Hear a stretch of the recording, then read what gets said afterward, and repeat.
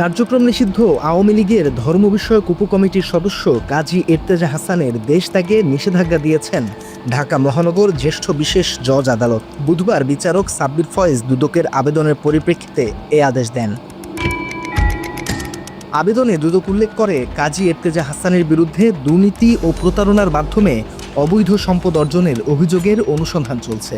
অভিযোগ রয়েছে ইর্তেজা দেশ ত্যাগ করে অন্য দেশে যাওয়ার চেষ্টা করছেন। বিদেশে পালিয়ে গেলে অনুসন্ধান ব্যাহত হওয়ার আশঙ্কা থেকেই ইর্তেজার দেশ ত্যাগে নিষেধাজ্ঞার আবেদন করেছে দুদক। আওয়ামী রাজনীতিক পরিচয়ের বাইরে কথিত সাংবাদিক হিসেবেও পরিচিত কাজী ইর্তেজা হাসান। দৈনিক ভোরের পাতার সম্পাদক ছিলেন তিনি। তার এই পত্রিকা ব্যবহার করেই বিভিন্ন শ্রেণী পেশার মানুষের সাথে প্রতারণা করেছেন ইর্তেজা। সেই সাথে অনেকের জমি দখল থেকে শুরু করে অর্থ লুটের অভিযোগ রয়েছে তার বিরুদ্ধে। অনেকের মতোই কাজী ইর্তেজা হাসানের দ্বারা ক্ষতিগ্রস্ত হয়েছেন সঙ্গীতশিল্পী ইভা আরমান এবং তার স্বামী সোহেল আরমান। ফাঁদে ফেলে তাদের থেকে গাড়ি বাড়ি এবং নগদ টাকা হাতিয়ে নেওয়ার অভিযোগ রয়েছে ইর্তেজার বিরুদ্ধে। ইর্তেজাকে দেশ ত্যাগে নিষেধাজ্ঞা দেয়ায় ন্যায় বিচারের প্রত্যাশা বেড়েছে এই দম্পতির। ডক্টর কাজী ইর্তেজা হাসান যেন দেশ ত্যাগ করতে না পারে, তার দেশ ত্যাগে নিষেধাজ্ঞা। এটা দেখে আমরা ভীষণভাবে আশাবাদী বর্তমান সরকারের প্রতি, যে আমাদের বর্তমান সরকার এ ধরনের দুর্নীতিবাজ লোকদের জন্য একটা কঠোর পদক্ষেপ গ্রহণ করছে। এই যে সরকার, বর্তমান সরকার যে এইসব দুর্নীতিবাজ চাঁদাবাজদের বিরুদ্ধে বা ব্ল্যাকমেলদের বিরুদ্ধে এত কঠোর পদক্ষেপ নিচ্ছে, এটা আমরা খুবই আশাবাদী যে বাংলাদেশ বিনির্মাণের জন্য এটা খুবই ভালো একটা পদক্ষেপ। একইভাবে ইর্তেজার বিরুদ্ধে প্রতারণা, সন্ত্রাসী কর্মকাণ্ড আর অর্থ আত্মসাতের যে মামলা করেছেন তারা, সেসবেরও সঠিক তদন্ত এবং বিচারের দাবি ইভা এবং সোহেল আরমানের। বিগত বছরগুলোতে ডক্টর কাজী ইর্তেজা হাসান বিভিন্নভাবে মামলা হামলার ভয় দেখিয়ে আমার কাছ থেকে বিপুল পরিমাণে অর্থ আত্মসাৎ করে এবং যার কারণে আমি বেশ কয়েকটা মামলাও করেছি, যে মামলাগুলো এখন আদালতে চলমান অবস্থায় আছে। বর্তমান সরকারের প্রতি আমার বিশেষভাবে অনুরোধ থাকবে যেন বর্তমান সরকার এই ধরনের যারা মানুষের প্রতি অন্যায় অবিচার করে অর্থ আত্মসাৎ করেছে, ডক্টর কাজী ইর্তেজা হাসানের মতো অনেক লোক যারা আছে, তাদের প্রতি আরও কঠোর ব্যবস্থা নেবে এবং আমরা এবার অবশ্যই বর্তমান সরকারের কাছ থেকে সুবিচার পাবো ইনশাআল্লাহ। পাশাপাশি আমাদের কাছ থেকে ডক্টর কাজী ইর্তেজা হাসান ব্ল্যাকমেল করে অনেক টাকা আত্মসাৎ করেছে। শুধু আমাদের কাছ থেকে নয়, আমাদের মতো আরও অনেক ভুক্তভোগী আছে যারা ডক্টর কাজী ইর্তেজা হাসানের নামে মামলা করেছেন। তারাও আমি মনে করি যে এখন আশাবাদী যে এই সরকারের আমলে একটা সুস্থ তদন্ত এবং সুষ্ঠু বিচার পাবো। এর আগে গত বছর বাংলা এডিশনের অনুসন্ধানী অনুষ্ঠান ক্রাইম এডিশনে দাড়ি টুপিওয়ালা মানুষরূপী শয়তান ইর্তেজা হাসানের নানা অপকর্মের তথ্য তুলে ধরা হয়। সাদা পোশাকের নিচে থাকা ইর্তেজার চরিত্রের কালো দাগ উন্মোচন করা হয় ওই পর্বে। মত যার যার থাকতে পারে, বঙ্গবন্ধুর ব্যাপারে কারোর কোনো দ্বিমত থাকার কোনো আশঙ্কা নেই। জয় বাংলা যখন বলতো আমি বাসে এসে বলতাম, মা জয় বাংলা বললে তো খুব ভালো লাগে। আর্নিং এর প্ল্যানিং করি আমি, তো নিউজ লাগবে, আমার মাল লাগবে। কে সমস্যা করবে কে ইর্তেজা? হ্যাঁ, করতে পারে, তার বিষয় আছে, ওরা কি ভালো লোক না। খুব মহান ব্যক্তির পাগড়ি ফুগড়ি পইরে আইসায় জমি জমা দখল করতো, মারধর করতো, তারপরে বন্দুক নিয়ে আসতো, ফাঁকা গুলি মারতো। মোটর সাইকেল আপনার মনে হয় একটা মন্ত্রী আইতাছে, আর চুপ্পু সাহেব ওনাকে তবলিগের মুরব্বী হিসেবে সম্মান দিচ্ছে। এই যে ধর্মীয় লেবাজের আড়ালে ইর্তেজা যে এতটা একটা ভয়ানক একটা যে রূপ, ধর্মের লেবাস ধরে তারপরে যে তাকে আবার ভিকটিম বানিয়ে তাকে যে ব্ল্যাকমেল করে, এটা আমি ইর্তেজাকে দেখে। সুন্নতি লেবাসে বিভিন্ন নারীদেরকে চাকরির ফাঁদে ফেলে সম্ভ্রম নষ্ট, মানুষের অর্থ আত্মসাৎ, জমি দখল, জুয়া খেলা থেকে শুরু করে ইর্তেজার সব অপরাধের ফিরিস্তি প্রকাশ করা হয় ক্রাইম এডিশনের ওই পর্বে। জ্বর হয়েছিল আমার 102 ডিগ্রি জ্বর, লেকশোর হোটেল উঠছিলাম, রাত 2টা বাজে ইর্তেজা আমাদের ফোন দিয়ে বলে যে এখন বাসার থেকে যেখানে আছেন যেখান থেকে চলে যান, কোথাও চলে যান, নাহলে কিন্তু ডিবি হারুন এসে উঠাই নিয়ে যাবে। এত প্রেশার দিত যে এই প্রেশারগুলো আমি আগের সময় নিতে পারতাম না। এবং সত্যি বলতে আমি এই ইর্তেজার কারণে আমি বহুবার আমি হসপিটালাইজও ছিলাম। কি করে বোঝাই যে তোকে কতটা আপন লাগে। সঙ্গীতশিল্পী শেখ উর্মি আরমান ইভা সারা জীবন যা কামিয়েছেন তার পুরোটা আত্মসাৎ করে হজম করে ফেলেছিলেন ইর্তেজা হাসান। বাড়ি গাড়ি সহ ইভা এবং সোহেল আরমানের 7 থেকে 8 কোটি নগদ টাকা হাতিয়ে নেওয়ার অভিযোগ রয়েছে কথিত এই সাংবাদিকের বিরুদ্ধে। টিভি হারুন আপনার উপর অনেক ক্ষিপ্ত এবং উনি যেটা চাচ্ছে এই অ্যামাউন্টটা আপনার ওনাকে দিতে হবে 50 লাখ টাকা। ব্যাংকের টাকাগুলো ভেঙে দিচ্ছি, আমার ওয়াইফ আমার সাথে গাড়িতে ঘুমাচ্ছে ভাই, গাড়িতে আমরা খাচ্ছি। প্রয়োজনে যদি আপনার রক্ত বেচে টাকা দিতে হয়, আপনি দরকার পড়লে রক্ত বিক্রি করে টাকা দিবেন। 5.5 কোটি রুপে নিচ্ছে। এর ভিতরে আবার কি করলো, যখন আমাদেরকে তখন বললো যে আপনারা আপাতত বাসায় থাকেন না, বাড়ির বাইরে বাইরে থাকেন, হোটেলে থাকেন বা কোথাও থাকেন, আর আমাদেরকে বিভিন্ন একটার পর একটা ভয় দেখাতে থাকে। প্রথমে এভাবে সে একটা ধর্মের লেবাস ধরে, তারপরে যে তাকে আবার ভিকটিম বানিয়ে তাকে যে ব্ল্যাকমেল করে, এটা আমি ইর্তেজাকে দেখে। ইর্তেজার সবচাইতে যেটা মানে মানুষকে মানে একদম বশ করে ফেলে সেটা হচ্ছে হলো ইর্তেজার ধর্মীয় একটা লেবাস, পাগড়ি, টুপি, চোখে সুরমা, পাঞ্জাবি, তারপর ধর্মীয় বিভিন্ন নবী রসুলদের কথা বলে ব্যাখ্যা দেওয়া। তো এই যে ধর্মীয় লেবাসের আড়ালে ইর্তেজা যে এতটা একটা ভয়ানক একটা যে রূপ। ক্ষমতার অপব্যবহার করে ঢাকা মিরপুর বিআরটি এর তৎকালীন কিছু অসাধু কর্মকর্তার যোগ সাজসে ইভা আরমানের দামি গাড়ি জালিয়াতি করে আরেকজনের কাছে বিক্রি করে দেন ইর্তেজা। এই কাজী ইর্তেজা মালিকানা বদলের সময় ছিল কিনা এখানে বা সেটা অলরেডি আপনারা তো করতে থেকে তো কিভাবে জানাবেন আপনারা জানেন এটা যদি এখন খোলা থাকতো তাহলে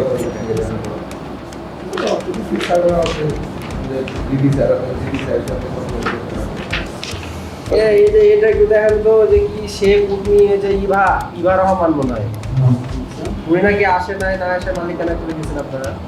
আপনি ফাইনাল দেখে আমাদের ইয়া করা আছে, জুয়েলের কাছে দেওয়া আছে মালিকানা থেকে নিয়ে আপনি একটু যান, আমি একটু মিটিং এ যাব। মালিকানা করছে নাকি মালিকানা করছে, মালিকানা করে না খবর রায় দেন না, মামলা চলমান আছে না এটা। আচ্ছা মাইকে বলবে, মাইকে বলবে না, মাইকে অনুসন্ধানে কাজী ইর্তেজার ওই সময়ের ব্যক্তিগত সহকারী আশরাফুল বারী আশিকের সাথে কথা বলে টিম ক্রাইম এডিশন। ইর্তেজা কিভাবে ধান্দা করে টাকা হাতিয়ে নিত সেসব স্বীকার করেন আশিক। বিভিন্ন সময় বিভিন্ন লোকজন ভয়ভীতি দেখাইছে, এই পার্ট বাই পার্ট সিচুয়েশনগুলো আসছে, তখন হচ্ছে এইগুলা সময় হতো উনি টাকাগুলা নিছে আর কি ওনাদের কাছ থেকে বিভিন্ন সময়। অনেস্টলি বলতে গেলে যে ম্যাক্সিমাম টাকাগুলাই আর কি ইভা রহমানরা ইর্তেজা সাহেবের সাথে যখন কথাবার্তা হইতো, সব কিছু হইতো, তখন ইর্তেজা সাহেব আমাকে বলতো যে রাতে বলতো যে কালকে সকালে এখানে ইভা রহমানদের এখানে যাবা, টাকা দিবে, বা আরমানকে ফোন করবা, টাকা দিবে, বা ওনাদের কাছে এই টাকাটা কালেকশন করবো বা টাকার জন্য ফোন করো। তো দিত, টাকাগুলো আমার হাতে দিত, আমি নিয়ে ওনার কাছে বুঝাই দিতাম। ওনার অ্যাকাউন্টস ছিল সোহেল ভাই, কেম সোহেল রানা, ওনার কাছে বুঝাই দিতাম। মাঝে মাঝে ব্যাংকে রাখতাম, মাঝে বলতো এটা এখানে খরচ করো, এটা এখানে করে, এই পেমেন্টগুলো দাও, সেগুলো দিতাম। অন্যদিকে ওই সময়ের ইর্তেজার ব্যক্তিগত গাড়ি চালক রবিউল ইসলামও স্বীকার করেন ধান্দাবাজির কথা। আর এই মামলার বিষয়ে স্যারের বিভিন্ন সময় টাকা পয়সা দিত, কত টাকা সেটা আমি জানি না। টাকাটা কিভাবে লেনদেন হচ্ছে জানেন? ওটা ক্যাশ না ক্যাশ, একটা লাকিজে বইটাই না ফুল ক্যাশ দিছে 90 লাখ। একইভাবে ঢাকার সাভারে জোর খাটিয়ে 24 বিঘা জমি দখল করে নেন ইর্তেজা। 1 কাঠা জমি না কিনেই দখল করে নেয়া সেই জমিতে শুরু করেন আবাসন ব্যবসা।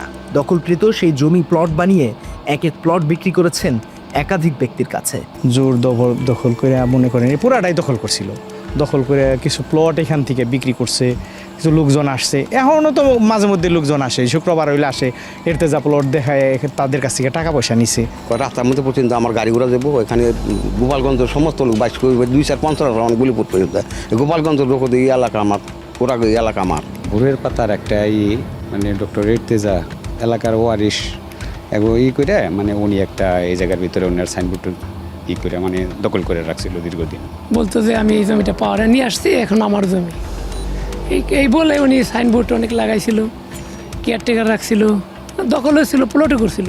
এসব জমি কিনে পথে বসা অনেকেই মামলা করেন ইর্তেজার নামে। ওইসব মামলায় গ্রেফতারি পরোয়ানাও জারি হয়েছে তার বিরুদ্ধে। আমি মামলা করছি ওর নামে আজকে প্রায় 1-1.5 বছর হয়ে গেছে। অ্যারেস্ট ওয়ারেন্ট বাড়িছে প্রায় বিগত 4 মাস হয়ে গেছে মেবি, কিন্তু এখনও পর্যন্ত পুলিশ ওরা গ্রেফতার করতেছে না। এখানে তারা 3 জন আসামি। হ্যাঁ, আমি মানি যদি সে পলাতক থাকে, তার বাইরে ব্যবসা বাণিজ্য চালাচ্ছে, বাসায় আছে, কিন্তু তাদের কেন ধরতেছে না? প্লট নিব না, আমি আমার টাকাগুলো ফেরত দেন, কিন্তু উনি একটা টাকাও ফেরত দেয় না। অফিসে গেলে অফিসে শুধু তারিখ দেয়, বারবার ডেট দিতে এই পর্যন্ত মনে হয় 500 বারও করে তার ডেট দিছে। যাদের জমি দখল করেছেন তারা অনেকেই এখনও ইর্তেজার ভয়ে মুখ খুলতে চায় না। আমরা কিন্তু ইর্তেজারের পাওয়া দিই। কোনো কিছু ইর্তেজার সাথে আমার ঝগড়া হয়েছে খুব। ইর্তেজারা আমাদেরও ভয় দেখাচ্ছে যে বাউন্ডারি করছে এই করছে পরে আমি একদম নিষেধ করছি দিকে আমার কেসে তার কিন্তু ধরে নেই পুলিশকে। এরকম দিলে আবার আমার যদি সমস্যা হয় আপনারা কই থাকবেন? আমরা আপনার সাথে পাশে থাকবো। না না এটা ওখানে এরা আর লোক আসছিল এরা এই কথা কে সমস্যা করবে কে ইর্তেজা? হ্যাঁ করতে পারে, তার বিষয় আছে, ওরা কি ভালো লোক না। জমি দখল করা নিয়ে মুখ খুলতে চাইলেই অস্ত্রশস্ত্র নিয়ে সিনেমা স্টাইলে এলাকার মানুষদের ভয়ভীতি দেখাতো ভোরের পাতার তৎকালীন সম্পাদক ইর্তেজা সাহেব। উনি এসে অনেক কী করতো, দোকান পাঠায় না, মাঝে মাঝে তালা মাইরা দিত, মারধর করতো, তারপরে বন্দুক নিয়ে আসতো, ফাঁকা গুলি মারতো। অনেক অস্ত্র নিয়ে আসতো অনেক, এবং কি মোটর সাইকেল আপনার মনে হয় একটা মন্ত্রী আইতাছে, কমপক্ষে 200 মোটর সাইকেল ওনারে মহড়া দিয়ে দিয়ে গার্ড দিয়ে নিয়ে আসতো, মনে হইতো যে হয়তো কোনো উপদেষ্টা নাইলে কোনো মন্ত্রী। এমনকি ফল বিক্রেতার টাকা মেরে দেয়া সহ কোরআন শরীফ কেনার টাকা আত্মসাৎ করতেও বাধেনি ইর্তেজার। টোটাল বিল 2.5 লাখ আর প্রায় 7 লাখ টাকার মতো। আজ দিচ্ছি কাল দিচ্ছি, আজ দিচ্ছি কাল দিচ্ছি, মানে এটার ভোগান্তি শেষ নেই। জুতো শেষ, কালি শেষ, কথা শেষ। অফিসে যদি ঘুমাইতাম, বসে থাকতাম, ঢুকতে দিত না। মানুষ এত সিডার, এত নিচে নেমে যায়, এটা আসলে আমি আগে জানতাম না। এমনকি দানের নামে কোরআন শরীফের টাকা আত্মসাৎ করতেও বাধেনি ইর্তেজার। আমি কাজী ইর্তেজা সাহেবের কাছে ওনার নির্বাচন, যে ব্যবসায়ী সমিতি যেটা নির্বাচন হয়, ওই নির্বাচন উপলক্ষে বড় একটা অ্যামাউন্টের কোরআন শরীফের গিফট প্যাকেজ, যেটাকে বলে গিফট প্যাকেজ, ওনাকে দিয়েছিলাম। বড় একটা অ্যামাউন্ট পেতাম। উনি আমাকে লাস্ট যেই অ্যামাউন্টটা ছিল 3 লক্ষ টাকা, অনেক কষ্ট করে ওনার থেকে আমি 3 লক্ষ টাকার মধ্যে আমি 2 লক্ষ একটা সামথিং একটা অ্যামাউন্ট নিয়েছি। আর বাকি 75,000 টাকার একটা চেক উনি আমাকে দিয়েছে, চেক। হ্যাঁ, এই চেকটা তারপর উনি আর আমাদের সাথে কোনো কন্ট্যাক্ট করেনি। সেই সাথে ইর্তেজার ছেলে কাজী জার্জিসের একটি হত্যা মামলা ধামাচাপা দেওয়ার অভিযোগ উঠে আসে ক্রাইম এডিশনে। মানে আপনি কি এমনিতে হাতের আঙ্গুলের ছাপ, মানে ছাপটা কি আপনার দেখছিলেন মিলায় যে গাড়িটা কে স্টিয়ারিং এ কে ছিল? গাড়িটা পানির নিচে ছিল, মেলানোর সুযোগ ছিল না। ড্রাইভিং লাইসেন্স ছিল কিনা ওনার যে মারা গেছে?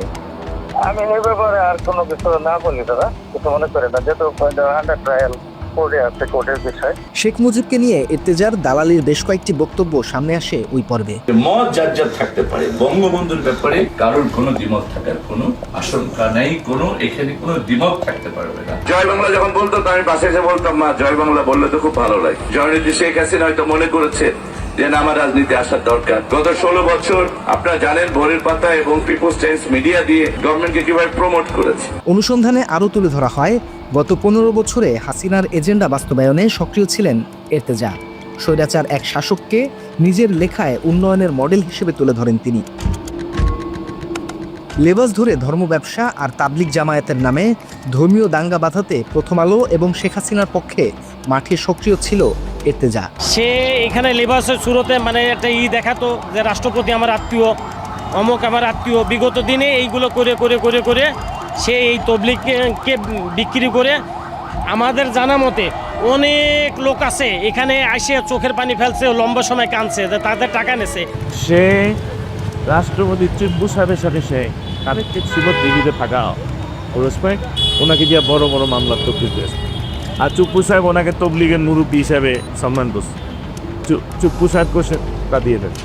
কথাটা এইভাবে। ইর্তেজার সম্পাদিত ভোরের পাতা পত্রিকার অপসাংবাদিকতার নানা নজির তুলে ধরা হয় ক্রাইম এডিশনের ওই পর্বে। তারেক রহমানকে বিতর্কিত করতে তাকে নিয়ে বিভিন্ন সময় একাধিক ভিত্তিহীন সংবাদ প্রচার করেছে ভোরের পাতা। তেমনই কয়েকটি প্রতিবেদনের শিরোনাম ছিল এরকম: আল জাজিরার প্রতিবেদনে অর্থ যোগান দিয়েছে তারেক জিয়া, তারেক রহমানের নিয়মিত নারী আর মাদকের সরবরাহকারী সামি, মাফিয়া দাউদ তারেকের 5 লাখ কোটি টাকার নতুন ব্যবসার পরিকল্পনা, কিভাবে প্রভাব খাটিয়ে সব সরকারি কাজে কমিশন নিত তারেক জিয়া। এছাড়া গ্রেনেড হামলায় তারেক রহমানকে দায়ী করে ভোরের পাতা ছাপে 21 আগস্টের প্রধান ষড়যন্ত্রকারী হিসেবে তারেক রহমানের মৃত্যুদণ্ড শাস্তিপ্রাপ্য। জিয়াউর রহমান, খালেদা জিয়া এবং বিএনপিকে নিয়েও একের পর এক মিথ্যা সংবাদ প্রচার করেছে ভোরের পাতা। ওই সময়ে ভোরের পাতায় লেখা হয়, মুজিব হত্যায় জিয়া জড়িত ছিল, শেখ হাসিনা হত্যা ষড়যন্ত্রে খালেদা তারেক জড়িত, বাংলাদেশকে ছোট পাকিস্তান বানাতে চেয়েছিল জিয়াউর রহমান এবং খালেদা জিয়া। কোনো প্রমাণ ছাড়াই এমন ট্যাগ দিয়ে দেয় ভোরের পাতা। সেই সাথে বিএনপির রাজনীতি প্রসঙ্গে ভোরের পাতায় প্রতিবেদন করা হয়, দলটি নাকি গুজব এবং অপপ্রচার সৃষ্টি করে। এমনকি খালেদা জিয়ার ব্যক্তিগত জীবন নিয়েও মিথ্যা কুরুচিপূর্ণ সংবাদ ছাপাতে দ্বিতীয়বার ভাবেনি পত্রিকাটি। এনটিভির মালিক মোসাদ্দেক হোসেন ফালুর সাথে জড়িয়ে খালেদা জিয়াকে নিয়ে আপত্তিকর সংবাদ ছাপে এর্তেজার ভোরের পাতা। ঘরে বউ থাকলেও অন্য নারীর সাথে এর্তেজার কুকীর্তির আলামত প্রকাশ করা হয় ক্রাইম এডিশনে। ভোরের পাতার কারওয়ান বাজারের অফিসে বসেই একাধিক নারীর সাথে অবৈধ সম্পর্কের চূড়ান্ত পর্যায়ে পৌঁছাতেন কথিত এই সাংবাদিক। কিছু কিছু ইন্টিমেসি ছিল, আমি যত দূর আর কি দেখছি, প্রেমের সম্পর্ক, ভালো লাগার সম্পর্ক, এরকম আর কি। অনেক সময় অনেক মেয়েরা অফিসে আসতো, স্যারের রুমে ঢুকতো, দেখতাম, তারপর দরজা লাগাই দিত, তারপর ভিতরেই তারা কথা বলতো না কি করতো, তারা কি তার গার্লফ্রেন্ড না তার কোনো ব্যবসায়ী কোনো ক্লায়েন্ট, এটা তো আমি জানি না। অনেক সময় মনে করে বলতো যে ও ফার্মেসিতে যায় ফোন ধরাই দিতে, পরে আমরা ফোন ধরাই দিলে ফার্মেসিওয়ালা প্যাকেটের ভিতরে দিত, ওনারা খুলে দেখতাম যে এটা বাইকরা ওষুধের মানুষের শরীর খান পরে বাইকটাতে কি এটা তো জানতাম না, পরে শুনছি আর কি ওষুধের। অফিসে বসেই এর্তেজার চাঁদাবাজি করার প্রমাণও তুলে ধরা হয় ক্রাইম এডিশনে। তোমার ভাতিজা বলতেছে আপু তুমি এই ভোরের পাতা করতে করতে তো বড় হয়ে যাচ্ছে, তোমাদের প্ল্যানিং কি, আর্নিং এর প্ল্যানিং কই? আমি তো নিউজ লাগবে, আমার মাল লাগবে, যদি মুভ করতে পারতাম তো আমি এক জায়গায় বসে আমি 1 কোটি টাকা নিয়ে আসতাম।